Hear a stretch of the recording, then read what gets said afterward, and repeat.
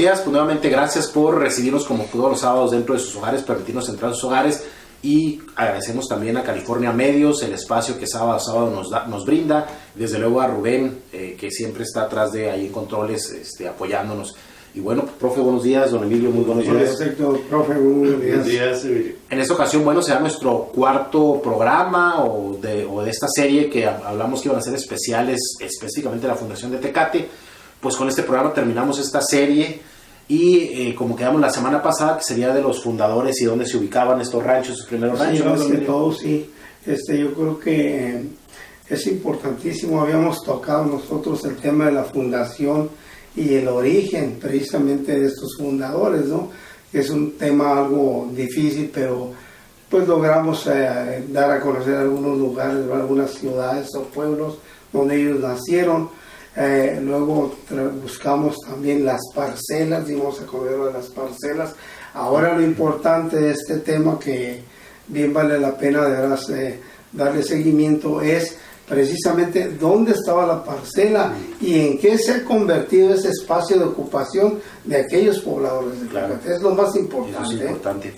Bueno, antes de cederle la palabra al profesor para que nos diga las efemérides de la semana, nos gustaría nuevamente pues invitarlos, como lo hicimos la semana pasada, a este primer Congreso de Patrimonio Histórico y Cultural de Baja California, que será del 9 y 10 de noviembre, es decir, ya próximos días, en donde el objetivo es, bueno, hacer como una valoración general de cómo está nuestro patrimonio en Baja California, pero sobre todo, como ciudadanos, involucrarnos, invitar a que la comunidad se involucre en esto del patrimonio cultural e histórico, pero sobre todo con la intención de realizar propuestas, generar proyectos que sean viables y que nos permitan, pues con el paso del tiempo, seguir manteniendo y conservando lo que consideramos los bajacalifornianos patrimonio histórico cultural, ¿no?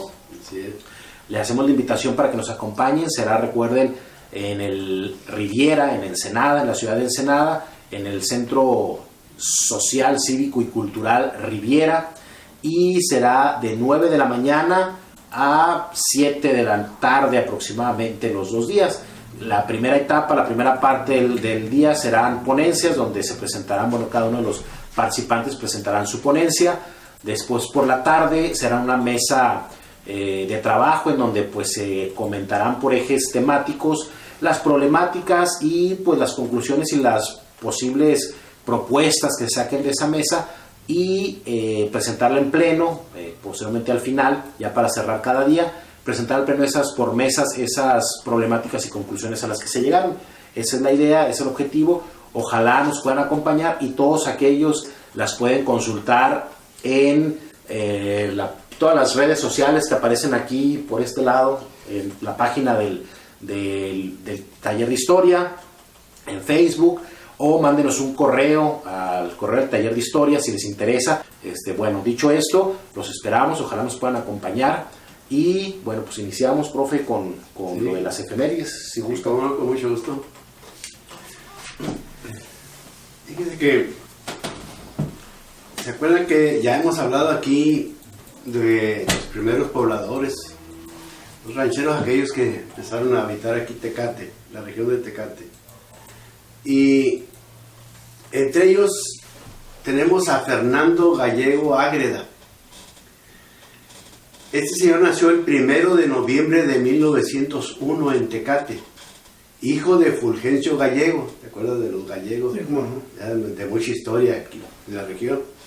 Mexicano de 32 años de edad, agricultor, originario de los Estados Unidos de América, y de Cristina Ágreda, mexicana de 26 años de edad, originaria del Distrito Norte de la Baja California. Abuelos paternos, Jesús Gallego, finado, y Rafaela López. Abuelos maternos, Faustino Ágreda, finado, y Eloísa Salazar. Registrado el 20 de noviembre de 1901 en Ensenada. ¿Por qué en Ensenada? Porque pues allá estaba la capital en esa época. Así es, claro. Sí, no, ya desde el 82, ¿no? Así es. 1882. Así es. Fíjese que también el 3 de noviembre, pero de 1853, don Miguel León Portilla y David Piñera Ramírez, grandes historiadores, ¿no? Sí, como no. Por excelencia, ¿no? Sí, buenísimo. En su libro Baja California, Historia Breve, en la página 75 dice: ante el aliciente de una fácil ganancia por medio de despojo y las promesas de nuevas y ricas tierras, 46 filibusteros se hicieron a la mar y el 3 de noviembre, mediante un golpe por sorpresa, se apoderaron de La Paz, capital del territorio en aquella época. Ellos salieron desde San Francisco, así que se vinieron por toda la costa, le dieron vuelta un poquito a la península y llegaron a La Paz.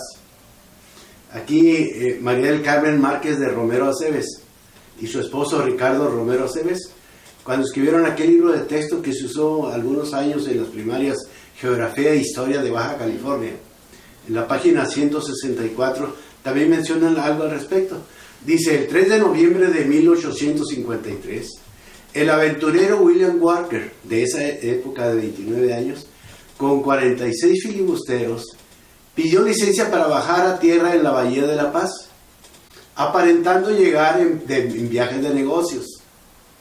Aprendieron, una vez que ya les permitieron bajarse, aprendieron al jefe político, coronel Rafael Espinosa, y poco después al coronel Juan Clímaco Rebolledo, quien, desconociendo que los norteamericanos ocupaban el poblado, desembarcó procedente de la Ciudad de México con un nombramiento de Antonio López de Santana para sustituir a Espinosa en el cargo. Trató de implantar la ficticia República de Baja California. O sea que Clímaco ni siquiera sabía cómo estaba, que estaban autoridades. Sí, aquí lo curioso, y en alguna ocasión ya pasamos una entrevista que le hicimos al maestro Jorge Martínez Cepeda sobre Antonio María Melendres, ¿no? Y curiosamente, y tiene razón, dice que en el caso de la historia de Baja California dedican más letras a Walker, ¿no?, que es el invasor, que a Antonio María Melendres, que ¿no?, fue el defensor. que fue el defensor. Entonces, bueno, aquí hago una reivindicación, es cierto lo que dice el profe, pero tendremos que terminar diciendo que Antonio María Melendres lo echó para afuera, ¿no? Lo expulsó, y que, bueno, aquí por lo menos en Baja California fue el que mayor presencia tuvo y el que logró expulsarlo. Es el más famoso, el invasor. Así es, entonces. Así como esa carrera de Moro de Cumpas, ¿no? El otro para nada figura y el que perdió, que se llevó Así es, hombre. Entonces, bueno, aquí hacemos una reivindicación y tenemos que terminar diciendo que justamente, bueno, fue expulsado y fue, pues gracias a, entre otros, ¿no?, desde luego, pero a la organización de Antonio María Melendres, que logra la expulsión de Walker y de su contingente. Pero fíjese, de veras que fue una verdadera injusticia que se cometió con este héroe baja californiano. Porque él, ya vemos que el Walker llegó a La Paz el 3 de noviembre, entre el 6 y el 9 de noviembre, a La Paz, bien. Y Antonio Melendres logró correrlo, dicen que por Tijuana, hasta los primeros días de mayo. O sea que todos esos meses dicen que andaban como el gato y el ratón. Sí, desde luego no fue tan fácil, ¿no? Sí fue ahí enfrentamientos y todo eso, pero bueno, al final logran, después de algunas batallas, de algunos enfrentamientos, logran expulsarlo. Y sí, lo que usted dice, pues, y también lo menciona el maestro Jorge, pues lamentablemente termina siendo fusilado por, entiendo, traición a la patria, una cosa así, ¿no? Entonces, que ahí él lo explica muy bien, cuestiones un tanto a veces políticas, ¿no? Y que quizá por eso también termina siendo un poco olvidado en la parte de la historia, ¿no?, por este final que tuvo, pero bueno, ahí ya el maestro Jorge se ha encargado, y otras personas, de luego, de escarbarle un poquito más. El que al menos un libro que publicó es el ingeniero Walter Mead, que tiene, creo que sí, es un libro sobre él. Entonces, bueno, ahí empieza como a escudriñar primeramente este personaje, hacer ¿no? justicia un poco. Y ya otras personas también se han encargado de hacerlo, ¿no? Digo, con el paso del tiempo, afortunadamente. Muy bien, adelante. Otro personaje de Tecate, de los antiguos pobladores de Tecate, es Juana Sandoval, registrada el 3 de noviembre de 1903 en Ensenada, California. Nació el 9 de septiembre de 1903, O sea que vivió nada más unos meses. Que si nació nació en septiembre y la registraron en noviembre. En Tecate, hija de Guadalupe Sandoval, mexicana de 29 años de edad, con domicilio en Tecate, Baja California. Abuelos maternos, Paulo Sandoval y Eulogia Barajas. Ahí no mencionan el papá, para nada. Es Eulogia Béjar. Hay muchos errores ahorita en eso. Es de los Béjar. Sí, de los que se emparentaron con los ángeles. Es Béjar. Béjar. Muy bien. ¿Otra, profe? Pues si gustan. Sí, yo creo que para agregar un poquito a la primera efeméride, que es muy interesante, ahí eran 3 hermanos, los 3 hermanos gallegos que llegan precisamente nada más con su madre a Tecate y se ubican allá en el rancho San Valentín, es donde hacen vida, pues vaya.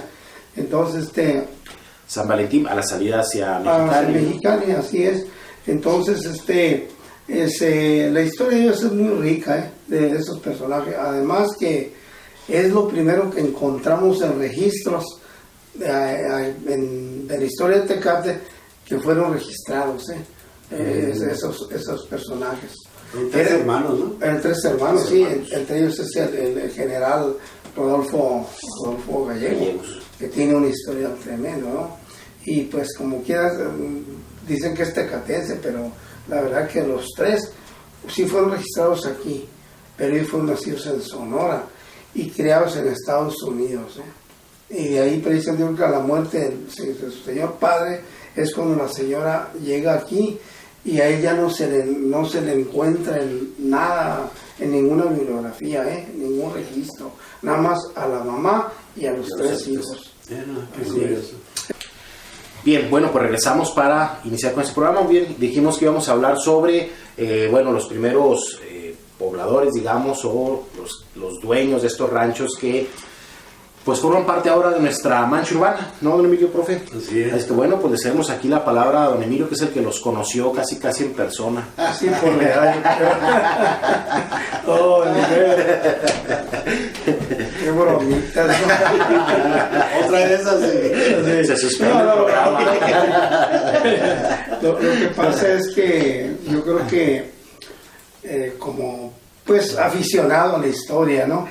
Aficionado a la historia, porque me dicen historiador, no, me queda muy grande eso. Pero además lo que vamos a hablar ahorita es interesante porque todos hablamos de, sobre todo las colonias del centro, que la Daun y que esto, pero en realidad no sabemos el origen, ¿no? Y que, la idea ahorita es hablar un poco y empezar a identificar físicamente, pues, dónde estaban esos ranchos, que ahora los atravesamos en carro y caminando y en bicicleta, pero en realidad no tenemos esta noción de la historia, ¿no? Sí, bueno, yo creo habíamos acordado que íbamos a empezar precisamente por las zonas urbanas, pero en lo que es el centro, ¿no?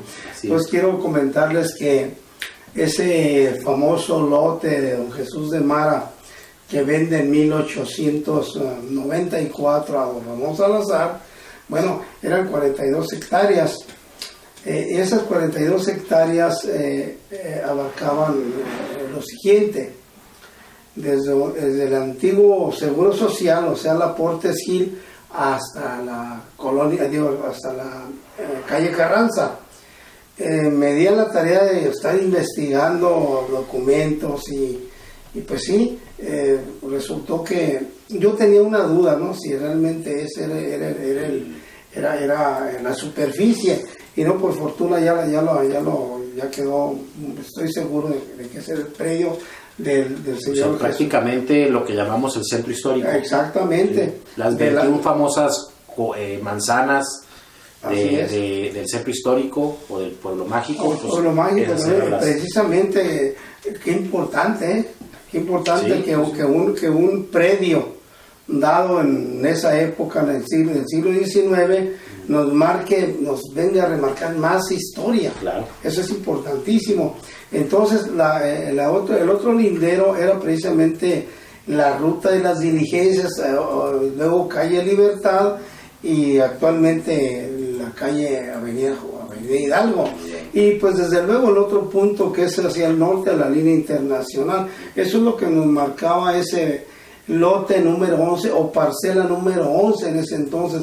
Yo creo que todos, me imagino que todos los que, pues casi todos los tecatenses conocemos ese predio, ese espacio. Sí, y todos lo hemos caminado y todos hemos andado por ahí en diferentes momentos, pero en realidad no teníamos esta noción, no sabemos que, bueno, quién fue el primer dueño, ¿no? Así es, y algo muy importante. Y que sobre todo que ese gran extensión era un solo rancho, ¿no? Efectivamente. ¿No? Y fíjese que en un registro que me encuentro de ese rancho, don Jesús de Mara lo denominó Valle Tecate, Rancho Valle Tecate. Eso es importantísimo. No, pues eso es pregunta de examen para los de la primaria. Entonces, profes, pónganse abusados. Lo que ahorita es el centro histórico de Tecate, lo que son las 21 manzanas, era conocido como el rancho Valle Tecate. Valle Tecate, sí. Que era el dueño, el señor Jesús de Mara. Sí. Y algo también interesantísimo es que ese rancho, yo pienso que, como decía un gran historiador, amigo mío, dice, a Hernán Cortés le tocó la pechuga del pollo, ¿no? Porque una extensión de tierra, pero muy fértil. ¿Qué es lo que sucede en ese espacio? Resulta que era un rancho que lo explotaba de trigales, de trigo. Y aparte da a conocer por ahí los documentos que tenía unos aguajes excelentísimos. Y yo creo que esto ahora me han andado buscando todo eso ahora y efectivamente he encontrado los 2 puntos de los aguajes que muchas veces no nos damos cuenta. Entonces por eso digo que también a don Jesús de Mara le tocó la pechuga del pollo, así como a Hernán Cortés. Porque, bueno, a las personas todavía en los 60s, entiendo, 70s, bueno, 60s, pues recordemos lo que han dicho y fotografías que tenemos, de que estaba la famosa laguna ahí por donde está el mercado municipal, el estacionamiento de la iglesia de Guadalupe. Y yo también he escuchado que por ahí, por esa bajada, brotaba el agua, ¿no? Estos famosos manantiales. Por lo menos uno, seguramente había más, pero por lo menos he escuchado de uno. Sí, bueno, está por el Callejón Madero, precisamente, Reforma es donde estaban esos manantiales, y justamente la casa de don Jesús de Mara estaba precisamente por ese callejón. O sea que los que de Mara que vienen ahí son descendientes. Sí, son descendientes. Ellos estaban justamente casi a la mitad de las 42 hectáreas que compra don Ramón Salazar a los hermanos de Mara. Incluso de donde viven los de Mara actuales, hacia arribita, porque es en subidita ahí, como yendo a la Estefanía Castelleda, casi a la mitad de la cuadra, un hijo de don Crucito, el barbero, ¿se acuerdan? Sí, como no. Pues estaba explotando un pozo ahí. Toda esa zona era de Mara. Sí, precisamente en esa zona había unos manantiales, que fue precisamente donde estaba donde estuvo la primera escuela de Tecate, y precisamente da a conocer también esos documentos relacionados con la escuela que tenían un pozo, pero... Sí. No, pues sí le tocó la pechuga definitivamente. Definitivamente, he estado analizando los ranchos y me doy cuenta que sí, la verdad. Había agua, había tierra fértil, había pues parejito, ¿no? Por lo menos una zona buena ahí para cultivar. Muy bien. Entonces ya nos quedamos bien ubicados en ese rancho, ¿no? Claro.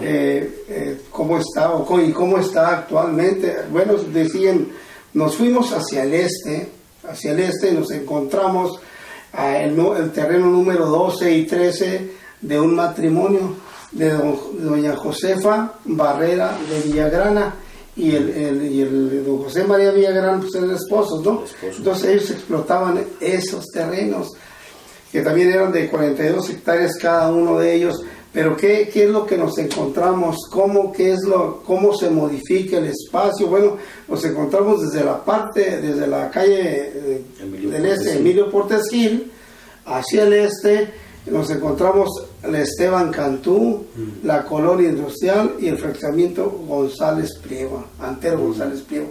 Eso es de esa manera se utilizan esas propiedades de esos personajes, ¿no? Entonces lo que estamos dando a conocer, a entender, ¿verdad? Que se conozca, cómo se fue modificando el espacio que aquellos hombres, ¿verdad? Les tocó, pues vaya, por parte del gobierno, cederles esos terrenos y de qué manera fueron explotados. Luego seguimos hacia el este. Quiero decirle que todos estos son hacia el norte, luego vamos a trabajar lo que es el sur. Hay mucho trabajo de esto, yo no creo que lo vayamos a alcanzar, pero es importante que lo... Luego nos encontramos a don Antonio Solís, también hacia el este, con dirección al norte, su parcela. Acuérdense, si ustedes conocen el plano de 1892, hay un grupo hacia el norte y hay un grupo hacia el sur. Eso es lo que estamos dando. Igual aparecerá ahí en la pantalla. Así es. Entonces, don Antonio Solís tenía la parcela número 15 de 46 hectáreas. ¿Cómo se modifica la colonia, esta parcela? Pues lo que encuentro es la colonia obrera Alberto Aldrete. Ahí son sus dominios. Pues claro. Bueno, no nos vamos a extender en eso porque hay mucho que decir ahí, ¿no? Claro. Pero tenemos también hacia el norte, rumbo al norte, ahí al este, a don Jesús Félix, con la parcela número 16. Ahí encontramos únicamente el fraccionamiento Arroyo. Es lo único que está ahorita pues fincado. ¿No? Y pues fue un rancho que mucha gente lo conoció en los últimos años, en los 60, 70, como el terreno del Coronel Serrano, los viñedos del Coronel Serrano. Pues ese era precisamente don Jesús Félix. Bien, pues luego nos encontramos a la colonia Primero de Mayo. Quiero decirles que la colonia Primero de Mayo no formó parte de la colonia agrícola de Tecate. Fue una parte, un sobrante de la colonia agrícola de Tecate, pero esa parcela o ese espacio lo compra don Pedro Sandoval y por ahí en 1930 y tantos se los vende a los señores Valenzuela. ¿Sí? Son 37 hectáreas que están fuera de la colonia agrícola de Tecate, ¿no? Y es ahí precisamente donde don Ángel Valenzuela Romero es el que se hace propietario de ese espacio. El rancho se llamaba El Paracaídas, desconozco a qué se debe, ¿no? Después se funda la colonia Primero de Mayo, no he logrado entender por qué El Paracaídas. El Paracaídas del nombre. Del nombre, sí. Es importante saber lo que sí una vez investigué en algunos de los trabajos hace muchos años, que precisamente esa zona por el cañón era donde se pasaban aquellos años a los chinos, vaya, a Estados Unidos. Era ruta, vaya, de migrantes. Bien, pues nos encontramos luego el terreno la parcela número 20 de don Luis Félix, de 42 hectáreas. Aquí es algo muy sencillo, aquí nomás es el parque industrial, porque hay entre el terreno del señor Solís, de Antonio Solís, y el señor Félix, todo el espacio está libre. Era donde estaban los viñedos precisamente del señor Serrano.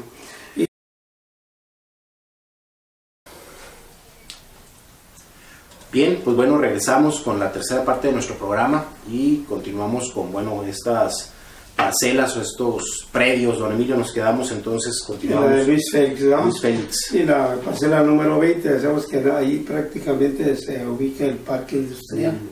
Sí, luego sigue la número 21, ¿verdad? Todo eso es hacia el este. Hacia el este, hacia pero Mexicali, colindando también con el línea internacional. Línea, ¿no?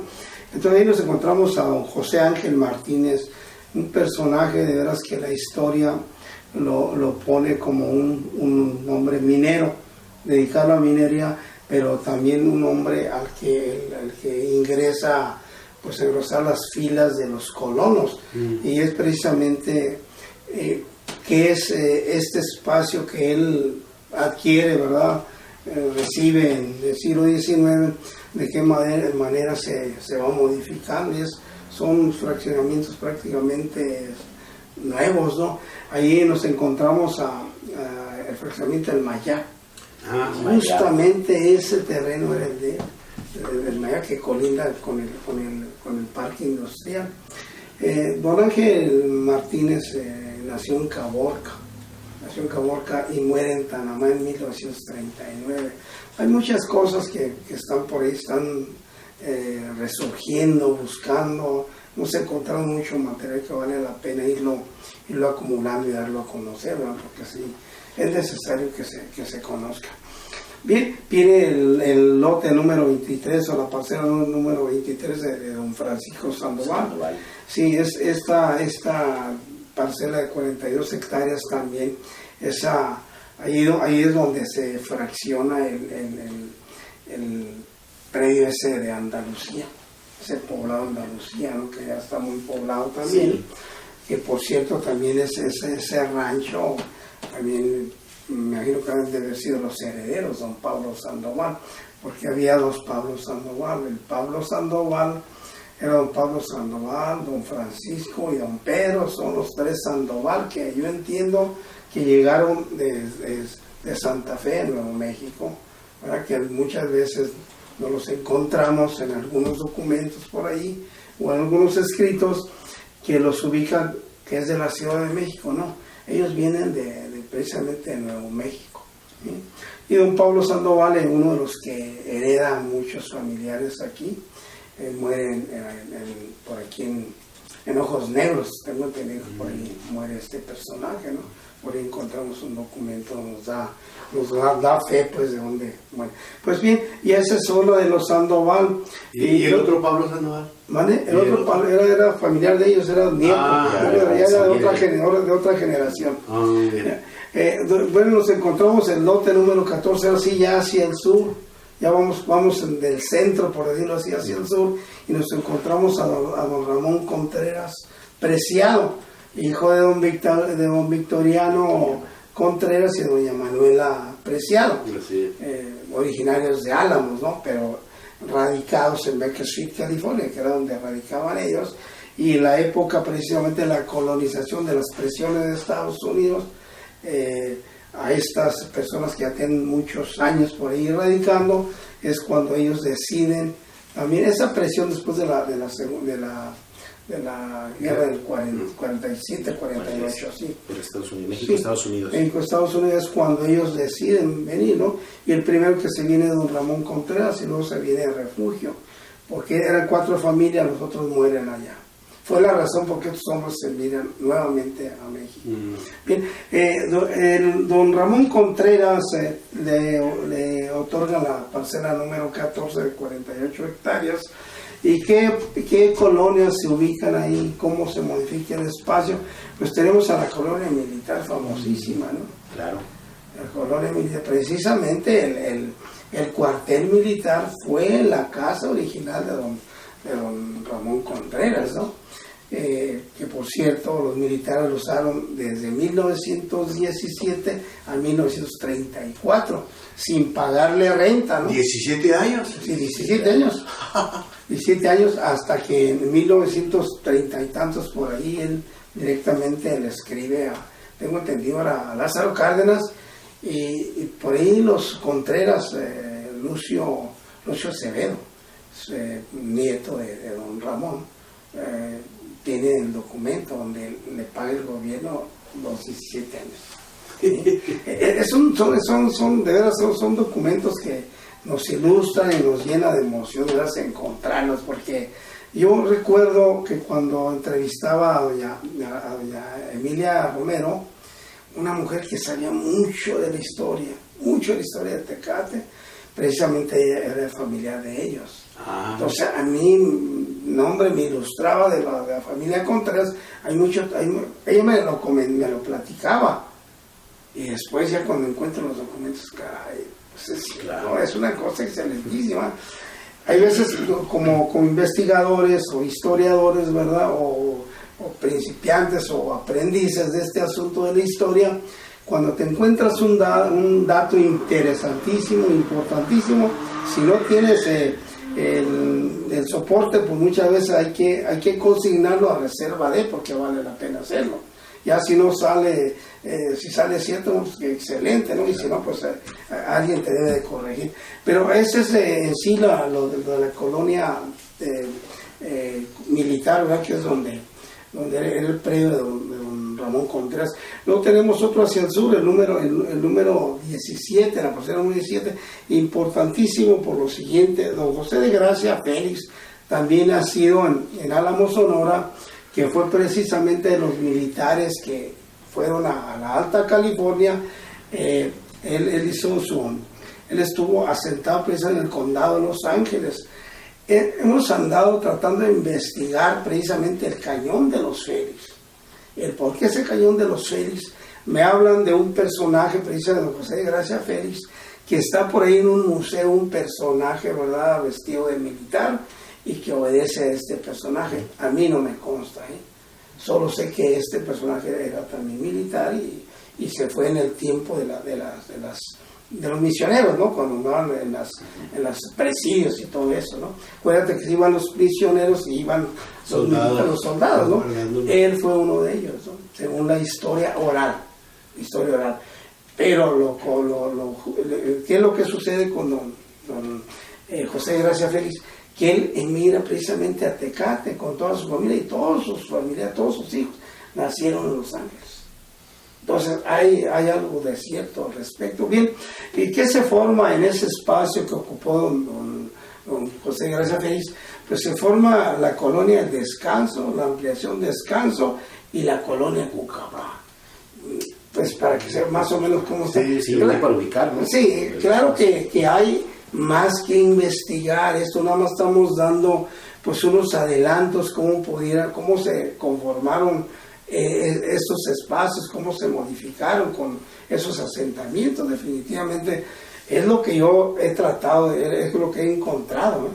Pero hace falta más trabajo. Por ejemplo, una colonia y un predio, fíjense qué curioso, me encuentro en la colonia en la ampliación Descanso, me encuentro una calle,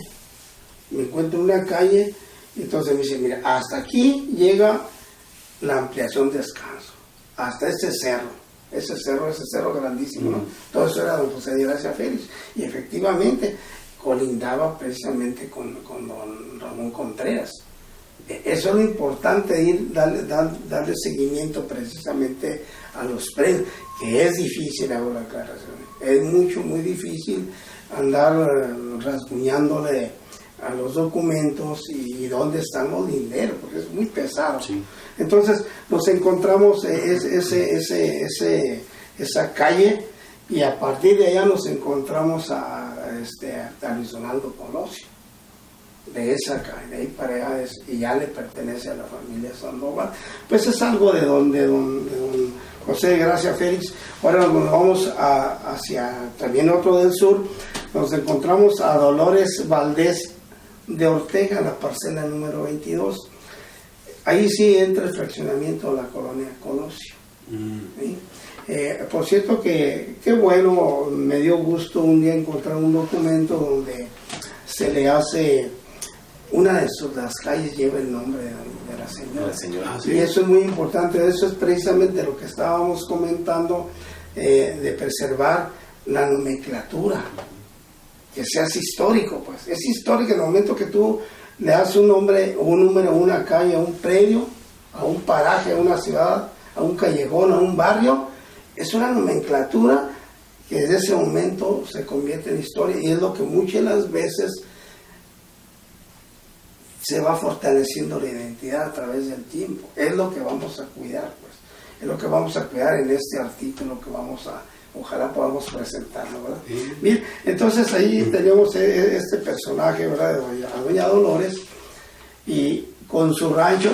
Ese rancho, ese predio se llamaba Mi Ranchito. ¿Sí? Así se llamaba Mi Ranchito. Así la colonia, así que los que vivan ahí, están ellos asentados en un rancho del siglo XIX de doña Dolores Vío de Ortega, y el rancho precisamente se llama Mi Ranchito. Dolores Valdés de Ortega. Así es.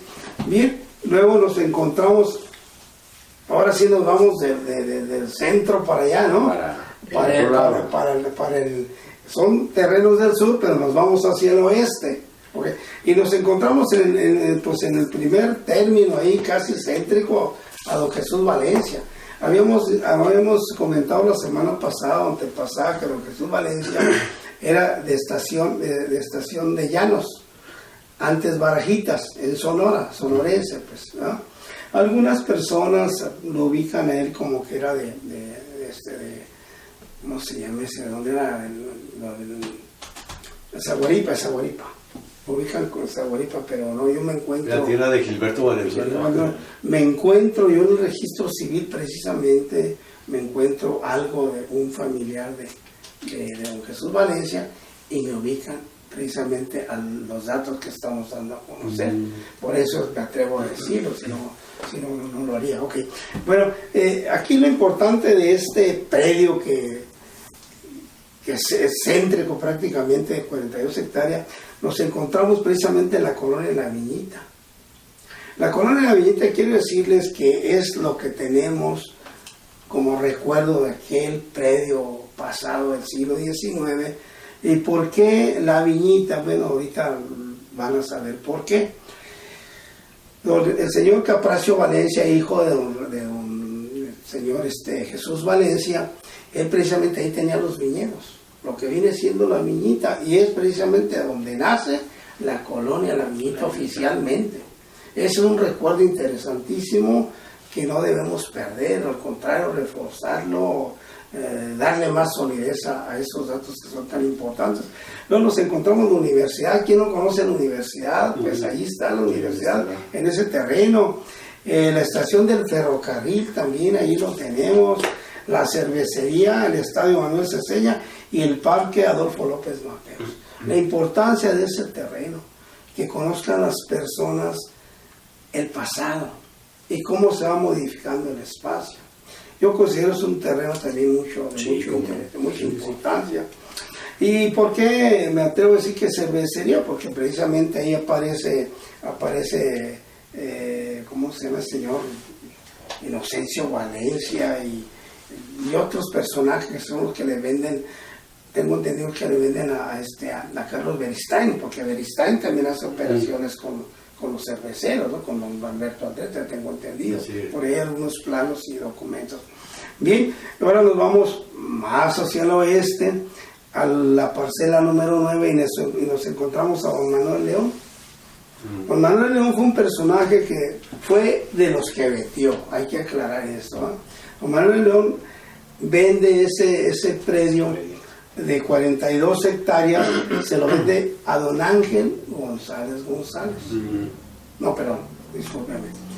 A don Benigno González, un personaje de Magdalena de Quino, Sonora. De ahí eran estos González, Magdalena de Quino, Sonora. Entonces, él radicaba en Estados Unidos. A eso se ve que algunas familias, pues, tienen familia allá, ¿verdad? Entonces, se viene a Tecate en la época de la colonia agrícola, y él precisamente es el que le compra a don Manuel León el predio, que se convierte en un rancho muy famoso y hasta la fecha vale la pena seguirlo conservando. Y me da gusto, me da mucho gusto que familiares de estas, descendientes de estas personas, le sigan llamando el Rancho González, sí. Porque ellos fueron los que le hicieron florecer prácticamente, esa es la verdad. Tenían muchos viñedos, eran unos viñedos grandísimos los que tenían por ahí, pero la familia actualmente, bueno, pues vamos a hablar con todo respeto a nuestro amigo Víctor González, ¿no? Que ha hecho florecer esa zona, ¿no? Y precisamente ahí encontramos que ese terreno era don Manuel León y se lo vende a su abuelo, bisabuelo, tengo entendido. Entonces, pero también tenemos la plaza comercial Encinos y la colonia Loma Alta, porque era hasta por acá arriba de la... Ese era lo que abarcaba lo que viene así, y luego también el pulmón de la ciudad, los Encinos, claro. Todo eso era parte de eso. Bien, luego nos vamos a otro rancho muy importante, el rancho de don José Chávez, la parcela número 6. Esta parcela es importantísima también, porque se ha querido, pues, yo creo que todavía por ahí habrá, no sé, ¿verdad? Que todavía hay una pequeña fracción donde le llaman Colonia Carreño, ¿verdad? Pero originalmente el predio la parcela número 6 le perteneció a don José Chávez, de origen duranguense. ¿Sí? Él nació en Durango, y precisamente este personaje es el papá de don Loreto Chávez. Papá de don Loreto Chávez. Cuando yo lo anduve buscando hacia el sur de la Baja, porque yo encontraba unos documentos que era de no para nada. Pues es de acá de Durango. Durango, es de Durango, y precisamente pues hay que recordar que don Loreto Chávez fue el primer delegado en Tecate, sí, después de aquel primer periodo de los ayuntamientos. Bien, entonces está la colonia Chávez y el CEA. Ahí lo tenemos, un lugar muy famoso. Bien, pues por último tenemos a don Paulino Uribe, un personaje que de veras que si les vamos a la historia de este señor, desde el siglo XIX tenía sus... Imagino que haber sido un hombre muy inteligente, porque nos encontramos como empadronador. ¿Sí? Empadronador, lo encontramos como juez. Paulino Uribe, y tenemos ahí una fotografía de él, ¿no? Bueno, Sí, un dibujito. Sí, recuerdo. Tenemos una fotografía, y de Cruz Molina, su esposa. Sí. Cruz Molina es su esposa, y tenemos esa fotografía que me hicieron el favor precisamente en vida nuestro amigo, caray, se me olvidó el nombre de nuestro amigo. Nos queda un minuto de programa. Bien, pues don Paulino Uribe, la historia de Paulino Uribe es muy rica también, porque tanto que trabajó en las administraciones, en las comisarías, y mucho también en las delegaciones, tengo entendido. Pues todo lo que es la zona industrial de Slech, toda esa zona, eso es precisamente lo que le correspondía a él. Y su rancho pues se le llamaba El Porvenir. Correcto. Él era nacido en el estado de Jalisco. No he podido localizar un documento que la familia me ha hecho el favor de proporcionarme para saber dónde nació. No lo he encontrado, solo sé que vecino a ese rancho del Porvenir había otro ranchito, pero era ya una fracción de un predio, se llamaba El Barrilito, unas escrituras que encontré por ahí. Pues bien, pues es parte de la historia, cómo se fue modificando el espacio aquel que recibieron aquellos primeros colonizadores. Muy bien, pues bueno, sin más, porque se nos terminó el tiempo, con esto despedimos el programa, y profe, nos vemos la próxima semana.